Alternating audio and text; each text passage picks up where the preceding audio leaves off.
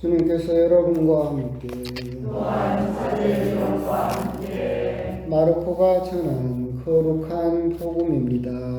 주님 영광 받으소서. 그때 예수님께서 산에 올라가시어 당신께서 원하시는 이들을 가까이 부르시니 그들이 그분께 나아왔다. 그분께서는 12를 세우시고 그들을 사도라 이름하셨다. 그들을 당신과 함께 지내게 하시고 그들을 파견하시어 복음을 선포하게 하시며 마귀들을 쫓아내는 고난을 가지게 하시려는 것이었다.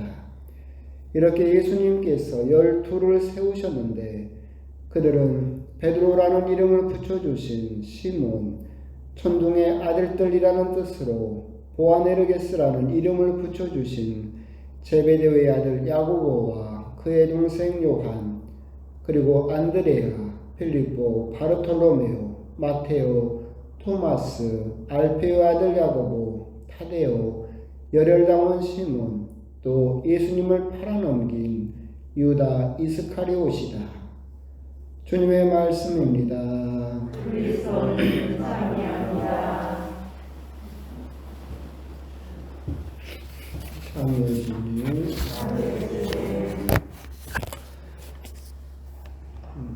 민족 명절인 설이 이제 본격적으로 또 시작이 되었습니다. 자제분들이나 또 자녀들, 친척들 또 함께 즐거운 명절 되셨으면 좋겠고, 아마도 바쁘셔서 이제 내일부터 이제 본격적으로 또 다들 오시지 않을까 싶은데 또 행복하고 즐거운 그런 시간들이 또 되셨으면 좋겠습니다. 명절 앞두고 강론 길게 할 건 없고 짧게 합시다. 오늘 복음 12사도도 사실은 여러 차례 여러분들이 다시 만나게 되는 그런 복음의 내용이죠. 오늘 복음을 묵상하면서 우리가 첫 번째로 생각해 볼 수 있는 것은 우리 사람이, 우리 인간으로서 제일 두려워하는 것이 뭔지 아십니까? 제일 두려워하는 것. 죽음, 고통. 그런 것이 제일 두려운 것은 사실이죠. 하지만 심리학에서 말할 때는 인간이 가장 두려워하는 것은 잊혀진다는 겁니다. 잊혀진다는 것. 죽음 역시도 우리가 두려워하는 것은 죽음을 당할 때 고통, 아픔, 그것도 두렵지만 내가 죽고 나서 아무도 나를 기억해 주지 않게 될 것이다. 내가 무로써 허무처럼 사라져버리게 될 것을 우리들은 참으로 두려워한다. 그게 인간의 가장 근본적인 두려움이라고 이야기를 합니다. 그런 근본적인 두려움이 있기 때문에 사람들은 어떻게든 세상에 자기 이름을 기억시키려고, 남기려고 부단히 노력을 하죠. 왕이 돼서 자기 이름을 날리려고도 하고, 위대한 건축물을 지어서 자기 이름을 날리려고도 하고, 그것도 안 되면 돌에다가 자기 이름을 새겨가지고 무덤 앞에다 세워놔가지고 끝내 그걸 기억시키려고 하고, 그것도 안 되면 자식을 낳아서 매년 1년에 한 번씩이라도 제사를 지내서 자기를 기억하라고 하고, 또 어떤 사람은 책을 쓰기도 하고, 그것은 무엇이냐면 자기 이름을 남긴다라고 하는 것보다도 근본적으로 나를 잊지 말아달라라는 그런 잊혀질까에 대한 두려움, 그것이 또 강하기 때문에 그렇지 않을까라는 그런 생각도 듭니다. 그런 면에서 오늘 복음을 곰곰이 보고 있으면 이 복음은 추후로도 계속 나오니까 오늘 너무 많이 해버리면 다음에 할 게 없으니까 이 사도들이 12명이 나오는데 이 12명을 곰곰이 보고 있으면 세 부류로 분류할 수 있어요. 한 부류는 뭐냐면 이름과 함께 행적이 남아있는 사람들이죠. 베드로, 그죠? 그 다음에 안드레아, 요한, 그리고 야고보, 이런 사도들은 어떤 일을 했는지, 무슨 말을 했는지가 복음이라든가 성경에 그래도 남아있죠. 특히나 베드로 사도 같은 경우는 좌충우돌하고 실수하고 막 난리도 아니잖아요. 그래도 예수님을 사랑하는 그런 모습까지도 기록되어 있는 이름과 함께 행적도 남겨두는 그런 사도가 있습니다. 또 두 번째 부류는 뭐냐면 이름만 남겨놓은 사도가 있죠. 보면 여러분들이 바르톨로메오, 마테오, 토마스, 야곱, 알페오의 아들 야고보, 타데오, 열혈당원, 시몬, 복음이나 다른 성경에 뭐 했는지 나옵니까? 이름만 적어져 있을 뿐이에요. 세 번째 부류는 이제 유다죠. 예수님을 배신한 유다. 이렇게 세 부류로 나눌 수가 있는데, 사실 이렇게 보면서 드는 생각은 그거죠. 우리 역시도 예수님으로부터 부름을 받은, 흔히 이제 우리들은 사도라고 불릴 수도 있는 그런 사람들이죠. 우리 역시도 예수님으로부터 뽑혀서 새로운 이름을, 세례명을 받고 사도로서 일을 시작하는 사람들인데, 우리들은 그런 세 부류 중에서 어떤 부류에 드는 사도일까?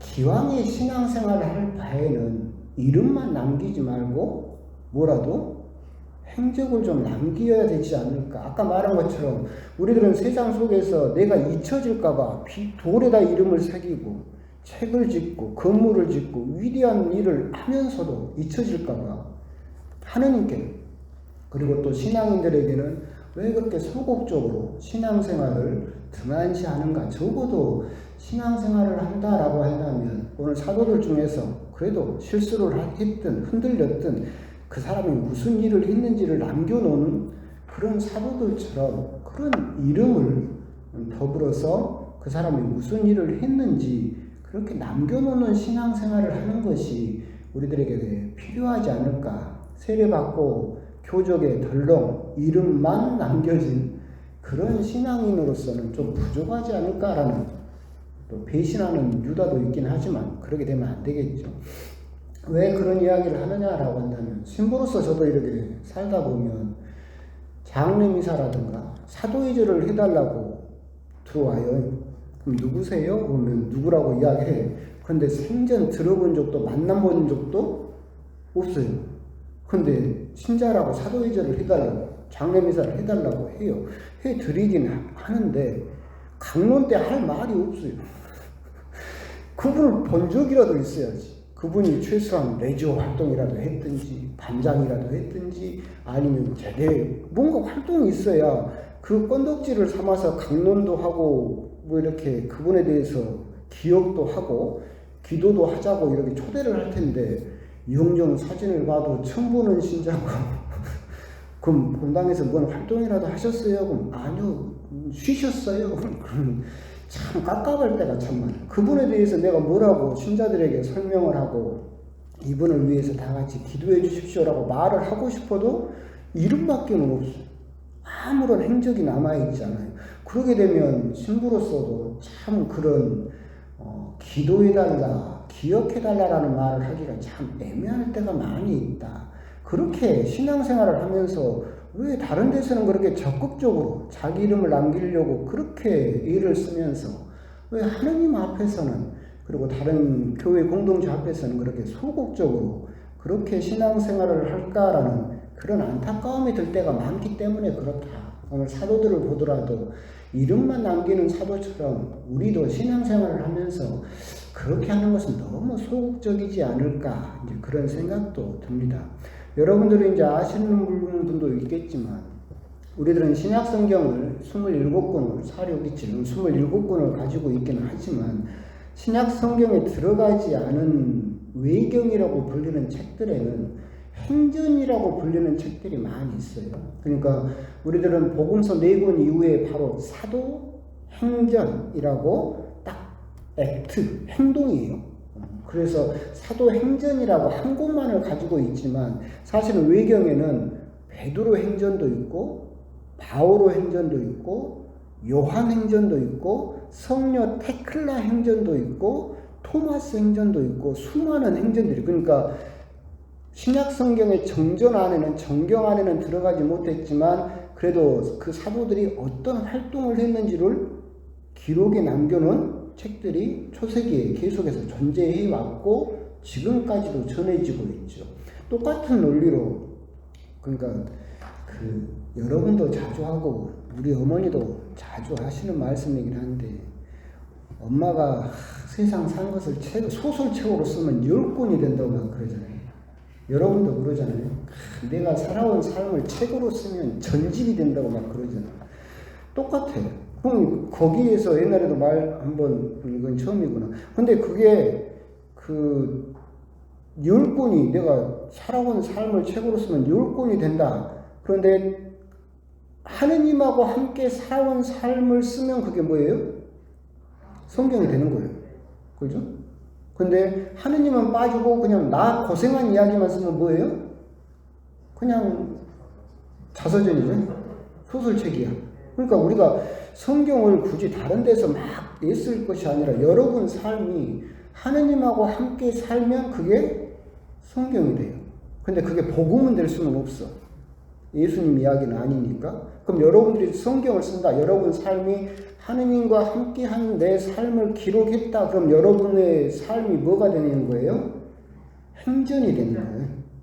바오로 행전, 베드로 행전, 테클라 행전, 요한 행전 이렇게 여러분 삶이 성경이 되고 행전이 될 수 있어. 사도 행전이 될 수 있죠. 근데 여러분 행전을 딱 폈어. 예를 들면 교보제로 누구를 할까? 안나가 있고 안나 행전 딱 해서 쫙 넘겼더니 아무것도 없어. 제목만 있네? 그럼 그게 행전이에요? 아니라는. 신앙생활을 하면서 왜 제목만 남기는 거야? 안에 뭐라도 내용이 있어야 그게 정말로 성경이 되는 거겠죠. 그래서 신앙생활을 하면서 우리가 성경이나 이런 것들이 너무 멀리 있는 것이 아니라 여러분 삶이 성경이 될 수 있고 여러분 삶이 사도행전이 될 수 있어요. 라파엘 행전이 될 수 있고 요셉 행전이 될 수 있고 안나 행전이 될 수 있다. 그런데 그렇게 귀하게 신앙생활을 한다라고 한다면 오늘 복음에 있는 사도들처럼 제목만 남기지 말고 안에 뭐라도 남겨라? 내용을 좀 잡아라. 그래도 뭐라도 있어가지고 내용이라도 있어야 정말로 그게 성경으로서 행전으로서 의미가 있는 거지. 제목만 있고 딱 넘기면 본당 신부도 저 사람이 신자였어요? 이렇게 돼버리면 좀 안타까운 신앙생활이지 않는가.